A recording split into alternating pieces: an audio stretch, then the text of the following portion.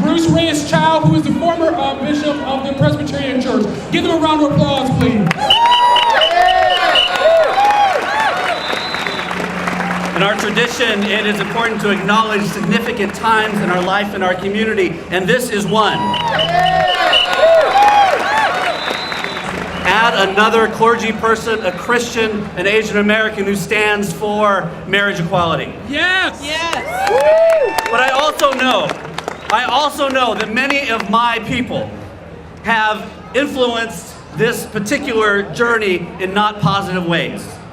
I stand before you at this time to confess for far too many of us well-meaning, straight allies who have not spoken out for justice that we need to step out now more than ever.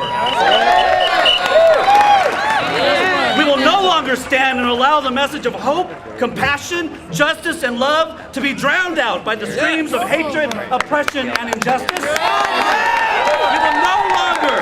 We will no longer stand and see our friends, our family, our congregation members, and strangers be denied the same civil rights that so many of us have been granted for a lifetime.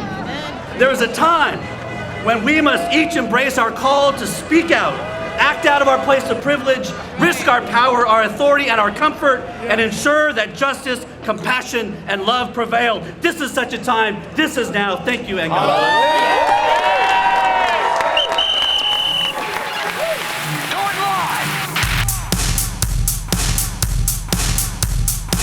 Now, from the left coast, it's another podcast edition of The Peter B. Collins Show. What if God was one of us? Our intro music today from Joan Osborne.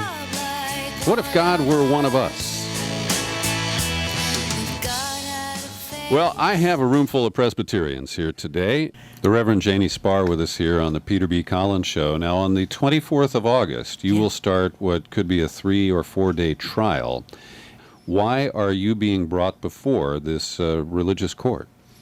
The issue is, it might have been fine that I said it as civil court, but I said it as a pastor. Mm-hmm. So there's where the rub comes. Why did she have to say in the name of the church? I had to say in the name of the church because it's a matter of my faith and the matter of who I believe God is. So and the calling that I had. 16 couples have been listed as if, even though their marriages were legal in the state of California, and they waited for a long time to get married legally in the state of California by Reverend Spar, who was their pastor and the person who they had a very meaningful pastoral relationship with, as if there's something wrong with them and their marriages in the eyes of the church. That's what's really painful about this. And for the church to be bringing this case forward and bringing these couples' marriages up in a way that is saying that the church doesn't view these marriages as valid and worthy is very, very destructive, very harmful. These are people, like the first couple, Sarah Taylor and Sherry Holmes, I've known for 20 years. I helped do, the service for Sherry's dad when he died. I just did the service for Sarah's father. I knew their daughter from the time she was 7 years old.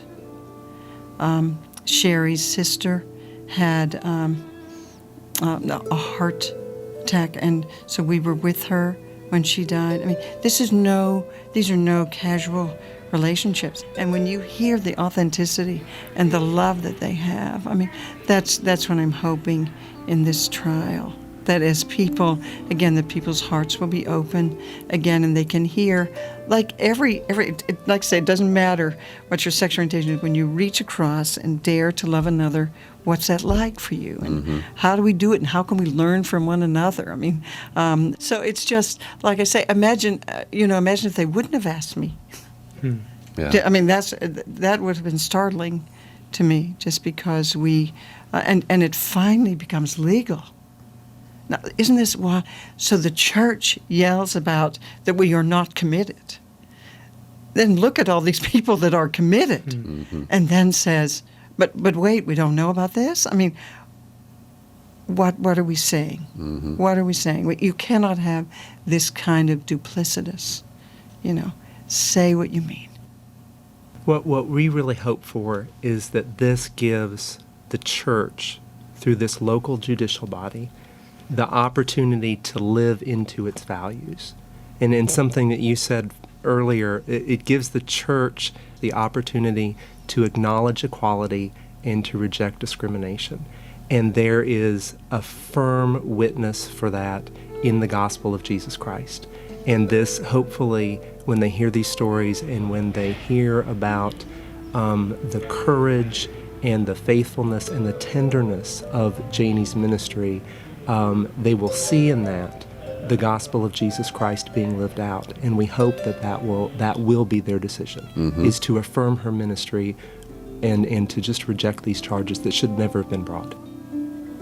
I'm hoping in hearing the stories of couples, it doesn't matter what your sexual, this is the journey of people trying to love one another in a pretty fractured culture. And how do you do it? And how might we learn together? How do we open people's hearts and minds that we institutionally change them as well as individuals? And it begins with individuals.